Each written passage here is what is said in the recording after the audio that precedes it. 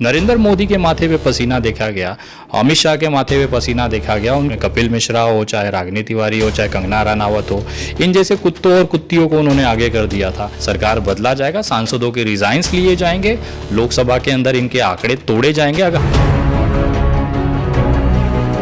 नमस्कार, मैं हूं देव। इस समय आप देख रहे हैं लोकतंत्र टीवी। आज किसानों ने फिर से जो है इतिहास को दोहरा दिया और दिखा दिया कि हम नहीं तो तुम भी नहीं, अगर हम नहीं तो ये हिंदुस्तान और ये जहान है। भारत बंद का एक सक्सेसफुल जो है सफलतापूर्वक मिसाल कायम किया गया।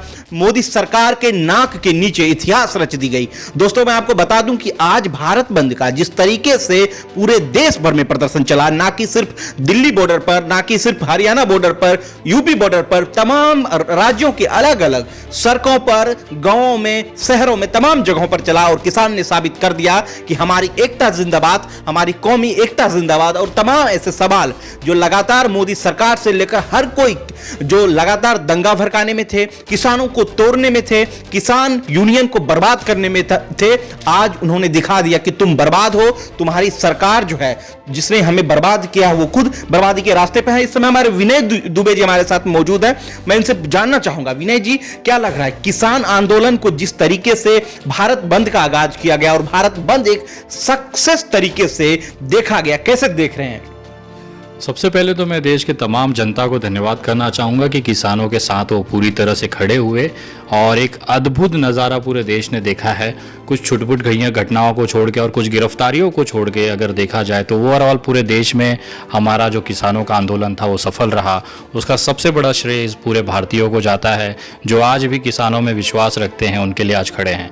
तो मैं धन्यवाद करना चाहूँगा। अदरवाइज़ मैं जब यहाँ से गया था पिछली बार, जिस तरह से आंदोलन चल रहा था उसमें देखा गया कि इन्होंने, जो भारतीय जनता पार्टी है, उन्होंने 5 तारीख की बैठक में उन्होंने मना कर दिया था कि नहीं, इसमें हम आगे संशोधन कर सकते हैं, वापस नहीं लेंगे। लेकिन हमने जो उसके बाद जो किसान नेताओं ने जो आदेश कहा कि हम भारत बंद करेंगे और उसके बाद पूरी तरह से ये आंदोलन सफल रहा। लेकिन इसकी एक झंझनाहट आप देख सकते हो सरकार के अंदर थी। नरेंद्र मोदी के माथे पे पसीना देखा गया, अमित शाह के माथे पे पसीना देखा गया। उनको अपनी गलती का एहसास हो रहा है धीरे धीरे। इसी के कारण उन्होंने अपने जो कुत्ते हैं, अपने जो पालतू कुत्ते हैं जो केवल भौंकने का काम करते हैं, चाहे उसमें कपिल मिश्रा हो, चाहे रागिनी तिवारी हो, चाहे कंगना रनावत हो, इन जैसे कुत्तों और कुत्तियों को उन्होंने आगे कर दिया था। तो वो देख के हमें पता चल गया था कि इनकी फटनी शुरू हो चुकी है। ये पिछले 2-3 दिनों में हमने देखा है, जिस तरह से शाहीन बाग पार्ट 2 है या फिर कपिल मिश्रा को जिस तरह से आके आगे करके उसको वापस से माहौल बनाने की कोशिश की, तो कुछ उखाड़ नहीं पाए। और रही बात अभी कल की जो बैठक है 9 तारीख की, आज 8 तारीख को जिस तरह से भारत बंद का सक्सेसफुल रहा, ये तो सिर्फ झांकी था। ये कल की बैठक में भी अगर सरकार में इस पे कोई सकारात्मक हमें जवाब नहीं दिया तो इससे तो बड़े बड़े आंदोलन, इससे बड़े बड़े बंद अभी आगे आने वाले हैं। हम लोग संवैधानिक तरीके से संविधान के दायरे में रहते हुए अपना आंदोलन जारी रखेंगे। सरकार अपना काम करे, वो इसे बिल वापस मत ले। हम दिखाते हैं, हम पूरे भारतीय एक साथ अपने किसानों के साथ खड़े हैं और दिखाएंगे कि बिल वापस कैसे होता है। नहीं, शाहीन बाग के दादियों को क्यों नहीं आने दिया? क्यों बाहर शाहीन बाग के गेट पर ही, शाहीन बाग के उस जगह पर उनको रोका गया? उनको बाहर क्यों नहीं निकलने दिया? सर देखिए, सभी लोगों को गिरफ्तारी कर दी। योगेंद्र यादव जी के साथ जो भी चीजें हो रही थी आपने देखा, ट्विटर ट्रेंड से लेके उनके ऊपर छिटाकसी करना, बहुत सारे जगहों पर मतलब लॉ एंड ऑर्डर के लिए प्रिकॉशनली उठा के जेलों में डाल दिया। मुझे भी नज़र ये बंद करके रखा हुआ था कि मैं घर से ना निकल पाऊँ। तो ये सारी चीज़ें दिखाती हैं कि सरकार की फटी पड़ी है इस समय। अगर इतना नहीं होता तो हमें आने दिए होते, हम दिखाते थे आपको और ज़्यादा उग्र तरीके से, और ज़्यादा संविधान के दायरे में रहते हुए अपनी बात रखते थे, जो अधिकार हमें संविधान ने दिया है। लेकिन उसी के साथ साथ हम अपनी पुलिस का, अपने कानून का भी सम्मान करते हैं। उन्होंने जो कार्रवाई की उसका स्वागत है, उसमें हमें दिल में कोई खेद नहीं है। जो भी कार्रवाई पुलिस ने की है, लाठियाँ के कुछ जगह पे प्रदर्शन हुए थे, वहाँ पे उन्होंने धक्का मुक्की भी हुई है, कुछ गिरफ्तारियाँ हुई, तो उसका सबका स्वागत है।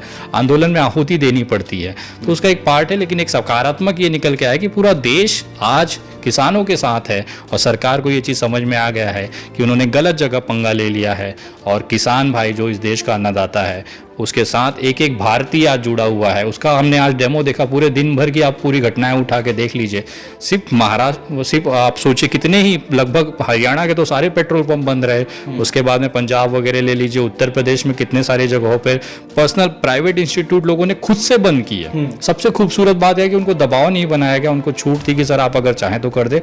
उन्होंने खुद से एक दिन के लिए अपना बंद किया। महाराष्ट्र में देख लीजिए बहुत सारे पेट्रोल पंप, हमारे मुंबई के अंदर देखिए कितनी ही इंस्टीट्यूट्स, दुकानें और जो जिनको लगा कि नहीं हमें इस समय अपने किसान के साथ खड़ा रहना, उन्होंने बंद को सामने से सम्मान दिया और अपने आप उसे बंद कर दिया। ये देश की खूबसूरती है।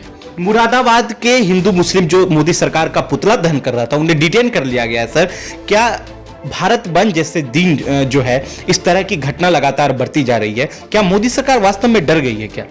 देखिए, डर तो उसी दिन गए थे जब 5 तारीख को उन्होंने बैठक हुई थी। उसके बाद हमने अपनी स्थिति क्लियर कर दी थी कि 8 तारीख को बंद होगा, मतलब बंद होगा। आप चाहे तानाशाही कर लो, लाठियां चला लो।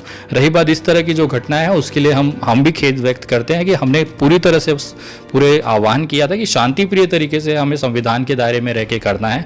तो उस दिन अगर इस तरह की घटनाएं होती है तो आहत करती है, कहीं ना कहीं वो आंदोलन को डैमेज करती है। बट एक शंका ये भी देखा जाता है कहीं वो भारतीय जनता पार्टी द्वारा तो नहीं कराया गया, क्योंकि ये किसी भी हद तक जा सकते हैं आंदोलन तोड़ने के लिए। तो वो एक जांच का विषय है और जो भी अगर इसके लिए आरोपी हैं उनको गिरफ्तारी होनी चाहिए। अगर कानून टूटा है तो जेल जाना बनता है और इस आंदोलन में जुड़े हुए तमाम लोग इसके लिए तैयार हैं कि आप हमें गिरफ्तार करें, जेल डालें, हम न्यायिक प्रक्रिया में जाने को तैयार हैं। लेकिन ये आंदोलन कमजोर और बंद नहीं होगा तब तक जब तक ये 3 बिल वापस नहीं होगा। लेकिन पीयूष गोयल और नरेंद्र सिंह तोमर ने तो पहले ही कह दिया कि ये बिल जो है वापस नहीं लिया जाएगा और रद्द नहीं होगा। सर, पहले ही स्पष्टीकरण दे दिए। तो हमने भी पहले ही स्पष्टीकरण कर दिया था कि बिना इस बिल के वापस हुए आंदोलन भी वापस नहीं होगा। पहली बैठक, पहली मीटिंग, पहली कंडीशन ही हमारी थी कि ये 3 बिल के अलावा हमारे पास कोई समझौतों का विकल्प नहीं है। किसान भाइयों ने बहुत स्पष्ट तरीके से अपनी बात सरकार को कर दी थी। अब सरकार का विषय है, उसे वापस ले न ले उसका भी स्वागत है। अगर नहीं लेगी, हमारा आंदोलन तब तक जारी रहेगा जब तक ये बिल वापस नहीं होगा।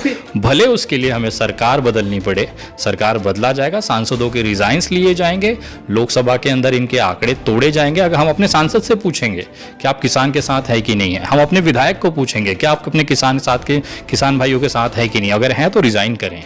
विनम्रतापूर्वक हाथ जोड़ के उनसे रिजाइंस लेंगे और जो भी सांसद इसको रिजाइन देगा, हम उसको वादा करते हैं अगले 10 से 15 साल वो लगातार प्रतिनिधित्व जनता का करता रहेगा। अगर उस समय उन्होंने किसानों से गद्दारी की तो उसकी आने वाली कितनी ही पीढ़ी चुनाव का मुंह तक न देख पाएंगी, उनको इतनी बुरी तरह से हराया जाएगा। ये संकल्प लेके हम चल रहे हैं। तो कहीं ना कहीं अगर सरकार नहीं बदलती, कोई दिक्कत नहीं है सर, आप मत बदलिए, अगले 6 महीने के अंदर हम सरकार बदल देंगे। तो क्या किसान जो लगातार भारत जिन्होंने बंद किया, किसान, तमाम किसानों ने, तो क्या मोदी सरकार पर एक दबाव था, शक्ति प्रदर्शन थी?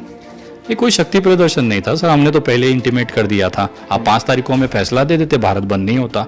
आप अड़े रहे तो हम भी अपनी जगह अड़े हुए हैं।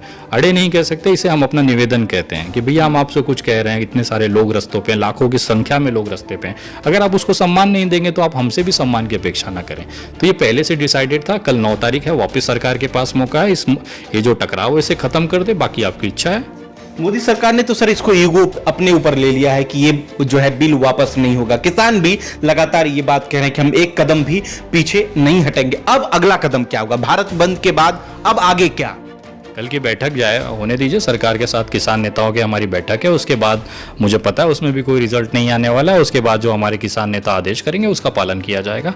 हम लोग कार्यकर्ता हैं, हमारे किसान एक भारतीय होने के नाते कि अपने किसान भाइयों के साथ है और मेरे जैसे करोड़ों युवा इस समय किसानों के लिए आवाज़ उठा रहे हैं। पूरा देश उसका उदाहरण रहा। तमिलनाडु, केरला, आंध्र प्रदेश, कर्नाटका, महाराष्ट्र, गुजरात, मध्य प्रदेश, उत्तर प्रदेश, असम, सिक्किम, वेस्ट बंगाल, दिल्ली, हरियाणा, पंजाब, यहाँ तक कि जितने भी राज्य हैं वहाँ पे हमारा प्रेजेंस, किसान आंदोलन का उपस्थिति देश ने देखा है और बड़ी तादाद में देखा है। जनता साथ दे रही है तो हमें कोई आपत्ति नहीं है। जिस तरफ जनता होती है उसी तरफ संविधान, उसी तरफ लोकतंत्र होता है। ये नियम रहा है और ये लड़ाई हम जीतेंगे। ये किसानों के जिंदगी का सवाल है, उसमें हम कोई भी समझौता करने को तैयार नहीं है, भले सरकार की ऐसी की तैसी करनी पड़ जाए। लेकिन सर, सिंधु बॉर्डर पे जिस तरीके से फोर्स की संख्या, सुरक्षा बलों की संख्या लगातार बढ़ा दी गई थी, 5 गुना ज्यादा बढ़ा दी गई थी, इसको देखकर ऐसा लग रहा था किसान जो है दिल्ली की तरफ कूच करना चाहते हैं। हो सकती है कि इस तरह की जो बातें हैं वो भ्रम फैलाने के लिए फैलाई गई हो। तो क्या सच में किसान जो है दिल्ली की तरफ कूच कर रही थी, जिसके बाद सुरक्षा बलों की संख्या बढ़ा दी गई थी? सर, हम कोई भी आंदोलन में जो भी लोग नेता हैं उनका बहुत स्पष्ट तरीका है, हम कोई भी काम छुप के नहीं करेंगे। अगर हमें दिल्ली घुसना है तो हम तारीख की घोषणा करेंगे, समय की घोषणा करेंगे, उसके बाद हम घुसेंगे। कोई चोरी छुपे यहाँ आंदोलन नहीं हो रहा है, खुले तौर पर है। कल की बैठक है 9 तारीख की, आप सरकार को मौका है, जो सरकार जो डिसीजन लेती है। अगर 9 तारीख की बैठक विफल होती है और सर हमारे किसान नेता कहते हैं कि नहीं अब हमें दिल्ली जाना है, तो मैं दावे के साथ कह सकता हूं किसी भी सरकार की इतनी औकात नहीं है कि किसान भाइयों को रोक सके। आप लाठी चलाइए, हम लाठी खाते खाते आगे जाएंगे। आप हम पे पत्थर चलाइए, गोली चलाएं, हम शहीद ही होने के लिए तैयार हैं, हम अपनी शहादत देंगे और दिल्ली ज़रूर पहुंचेंगे। अगर हमारे किसान नेताओं ने, हमारे किसान बुजुर्गों ने अगर तय कर लिया कि हमें दिल्ली जाना है, जंतर मंतर जाना है या लोकसभा जाना है या कहाँ जाना है, वो तय करेंगे। ये उनका विषय है और सरकार का विषय है। जो हमें आदेश आएगा, जो सार्वजनिक तौर पे हमें हमारे किसान नेता प्रेस कॉन्फ्रेंस करके जो आदेश करेंगे उसका पालन किया जाएगा और हम सब पूरे भारतीय अपने किसानों के साथ हैं। चलिए, बहुत बहुत शुक्रिया। जिस तरीके से पूरे भारत बंद का आज सक्सेसफुल रहा, सफल पूर्वक भारत बंद रहा, विनय दुबे ने साफ कह दिया कि अगर अब भी किसान जो है, अब भी अगर सरकार किसानों की बात मांग पूरी नहीं करती है तो अब वो समय आ गया है जो किसान दिल्ली के तरफ, पार्लियामेंट के तरफ, जंतर मंतर के तरफ कूच करेंगे और मोदी सरकार की नींव हिल जाएगी। तो लगातार जैसे कि मैं आपको बता रहा हूं कि मुरादाबाद से हिंदू और मुसलमान कुछ भाइयों को डिटेन कर लिया गया है। पुलिस ने पुतला दहन के चलते मोदी सरकार का पुतला फूका जा रहा था, इस बीच जो है उन्हें अरेस्ट कर लिया है, डिटेन कर लिया है। अभी तक कोई खबर नहीं मिली है कि उसे कहां ले जाया गया है, उन्हें छोड़ा भी गया है या नहीं। एक बड़ी खबर ये लगातार बढ़ रही है और सुरक्षा बलों की संख्या लगातार अब भी सिंधु बॉर्डर पर बढ़ा दी गई है। डर है मोदी सरकार को कहीं कुछ अनहोनी ना हो जाए और लगातार किसानों की जो है संख्या दिन प्रतिदिन बढ़ती नजर आ रही है।